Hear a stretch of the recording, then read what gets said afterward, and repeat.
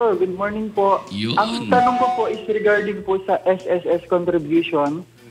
May chance po ba or may paraan po ba na mabawi yung mga contributions na kinakaltas ng mga manpower agency at hindi nagre-reflect doon sa contribution sa SSS?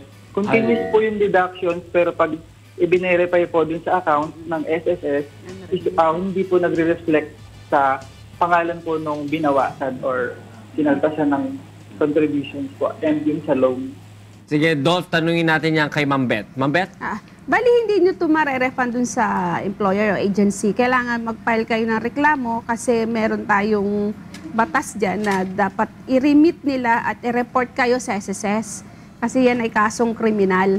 So, pwede kayong mag-file ng reklamo para maimbestigahan yung inyong agency kung bakit hindi siya naguhulog. Pupuntahan niya na aming investigador para maano silang magbayad at ipaghulog yun sa inyo. Kasi na-deduct na yan so talagang estafa.